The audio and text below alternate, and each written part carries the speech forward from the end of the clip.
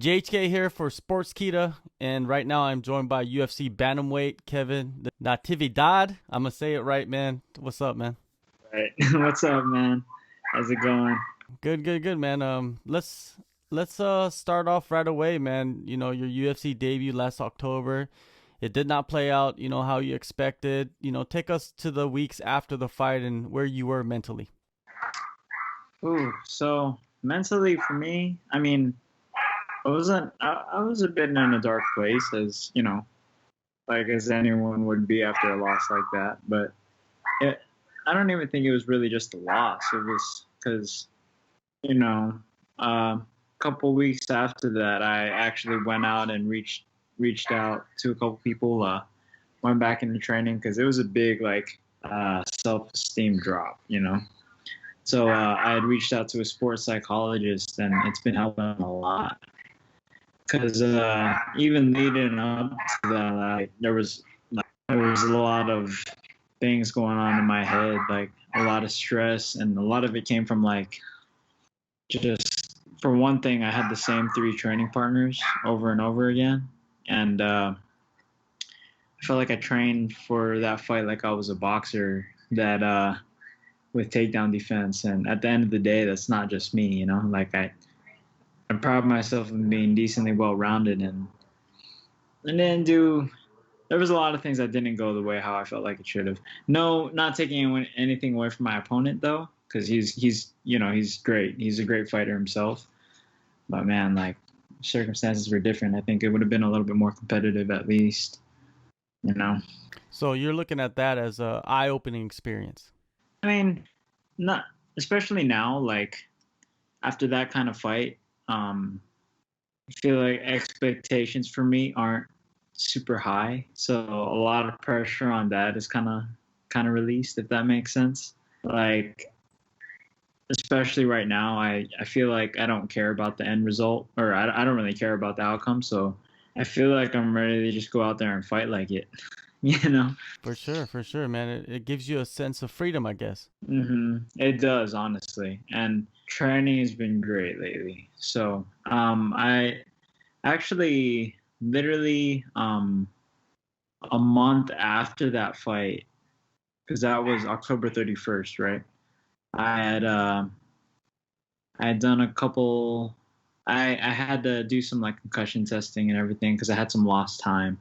Shoot, I don't remember into the back room of that fight, and yeah, I had some lost time. Like I didn't remember a lot of things, but I after doing some of the concussion testing and everything, I actually stopped by Vegas and I spent a lot of time at the UFC Performance Institute and over at Syndicate MMA. Great gyms over there. I didn't get to stop by Extreme as much, but I want to stop by and train there a little bit too, and kind of opened my eyes to like what I was missing during my last training camp. I needed more training partners, so I made sure I did that before I got into my next fight camp. Yeah, definitely. And I know that you've been visiting Fight Ready, so we'll get into that in a little bit. There's a couple things I want to go back and talk about, which is, the concussion stuff, right? And I think brain health is something that is starting to become more important, compared to like a few years back. Are you taking that more seriously? And is that why you went to the PI, or did you go to the PI for other reasons? I went to the PI for that also, but also just to see anything that they can help me improve on, because especially now signing to the UFC and we have unlimited access to it, it's like might as well go over there and stop by while I'm not doing anything, especially when I'm like off season and everything. We did all my diagnostics, see where I was, even though I wasn't in like my best shape. I was in decent shape compared to like what the average person would be, I guess. Oh, definitely, man. Yeah, the average person is not in good shape. I mean, I learned a lot over there. Mhm. I learned a lot of things, not just for my brain health, but um, a lot of things for conditioning, strength training, and a lot of things I can add to help me get into shape. Like to fight at the highest level. So it was a real big eye opener, and a lot of things that I added that I think is like paying off like pretty well. So What did you learn? Like what was something that you were surprised by?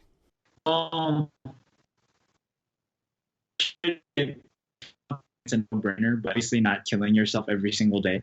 You know, when it comes to training, like I'm notorious for getting, especially at my gym, or if you ask anyone that I train with, I'm notorious for, or anyone that I've trained with for a long time, they'll tell you that I'm notorious for overtraining or in that point, like close. Like I'll be like dead tired. Like I got this Aura ring now, so it's a nice little. If you look on the inside, the UFC Performance Institute, they got these little sensors in here, and you download an app, and it kind of tells you your readiness, your heart rate variability, and things like that. And then long story and how you sleep too. But long story short, kind of gives you like an overall reading on how you feel. And if I had that like a couple years ago, it'd probably tell me, your score's pretty low. You should probably slow down. But me in my head mentally, I'm just like, no, I just need to warm up. I just need to warm up and get going. And, it's good to know that I can do that, like mentally fight through it. But to maximize my training, I need to make sure I recover better, which they've shown me. A little bit more efficient ways to tackle down my strength training, which we tackled with my strength coach here because they work together. And another crazy thing is the running. I used to run like 5 miles, but like as fast as I could, right? As hard as I could, because I felt like if you're not running hard, then there's no point, I come to find out I don't need to run too hard. Like I don't know if it's easiest way I could explain it is I run with my heart rate at this certain level at like talking pace almost, and I'm just gonna run like that for 40 minutes, and it kind of helps like oxidize your fat, or like helps to cut down my body fat, and it helps me get in shape, but also kind of doesn't kill me. Like it's a great warm up before I go to practice, because I used to do that run and then go to be dead tired, and then now I got practice, So a lot of things have been a lot more efficient, and I don't know. I finally feel like I'm training at a higher level now, and can't wait to show you guys what's up Yeah, next week. for sure. And the physical adjustments you've made, and you mentioned the sports psychologist. How has it been working with a mind coach? It's actually been the biggest thing in this fight camp, honestly. Because I noticed like before working with him, it would be if we bring it back to my last fight, it's the first time I've ever felt like this, right?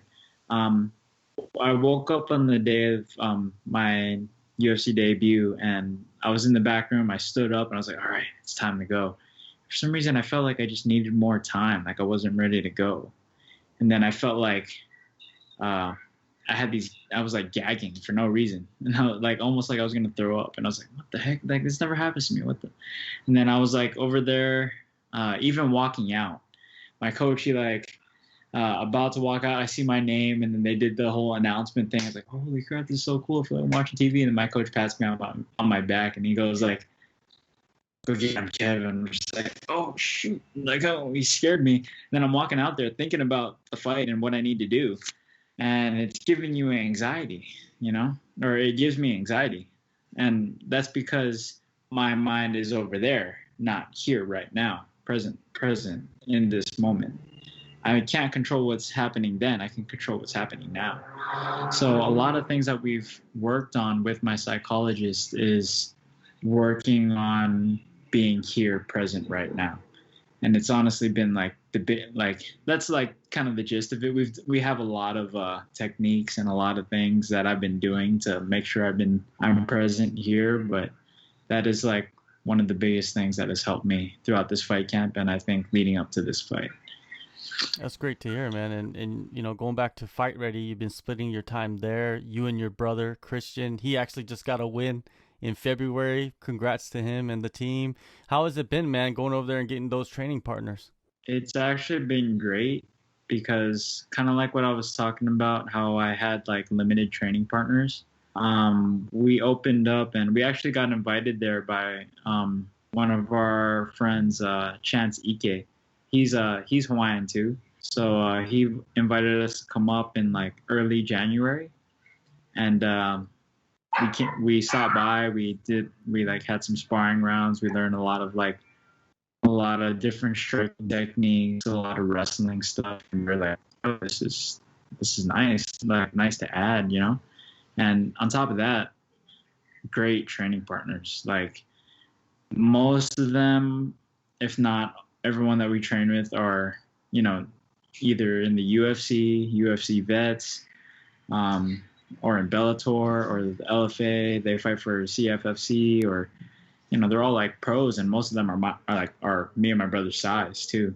So it's like different looks, different feels, and it's like a different kind of confidence too, because like I spar with my brother all the time, and we can pick up our tendencies, and like if we try to emulate somebody else and we're going super hard, like hard sparring rounds, he's gonna go back to what he's used to, and like he's no longer emulating, because like if he's doing something different that he's not used to, and I start tagging him up, and vice versa with him and me, like we're gonna go back to what we're used to. So that being said, like training with all of them, like they're not my brother. They fight way different than my brother, and it gives me a lot different of a look, and it shows me things that I can add and work on, like, and it's been great.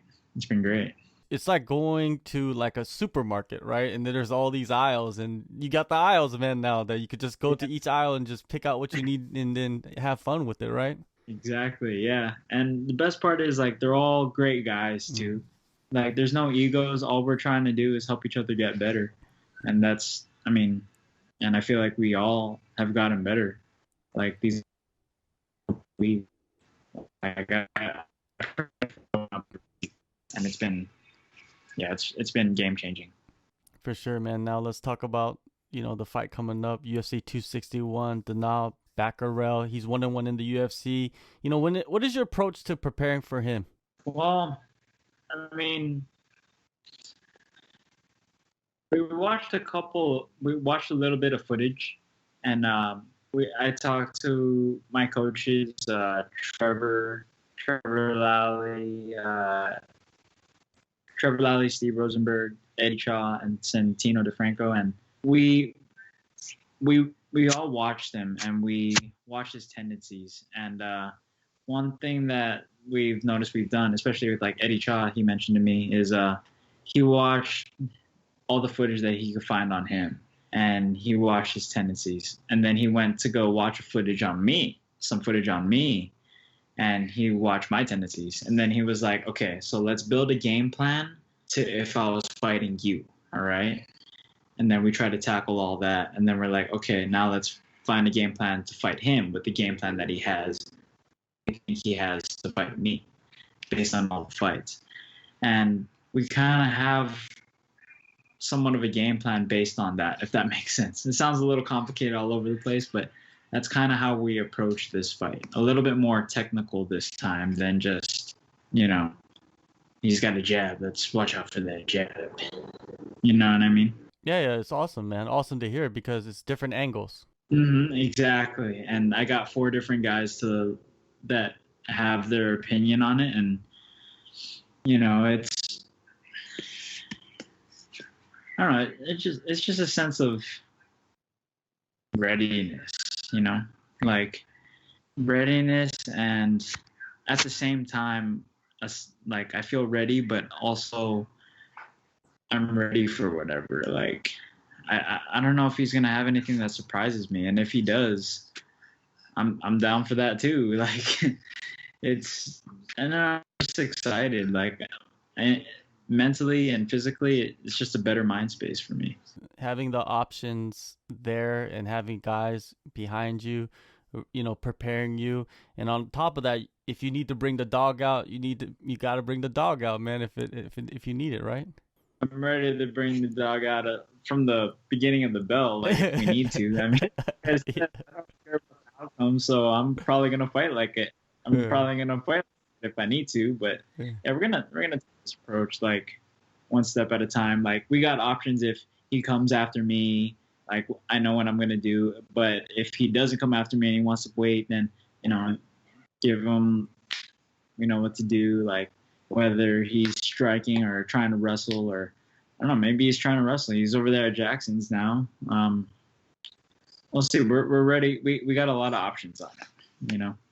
We got a lot of things in the mind ready for whatever. So how do you envision your first win, man, in the UFC octagon? I could say going a lot of places, man. I mean, I got a couple things that. So here's a funny thing is that I noticed a lot of people from Mongolia followed me recently on Instagram and Facebook and stuff. So they're probably going to be watching a lot of this. So, one thing I probably shouldn't say out loud too much, just because I want to keep it a little on the DL. But besides that, I can see a lot of it being on the feet, and I just feel a lot more confident version of myself striking.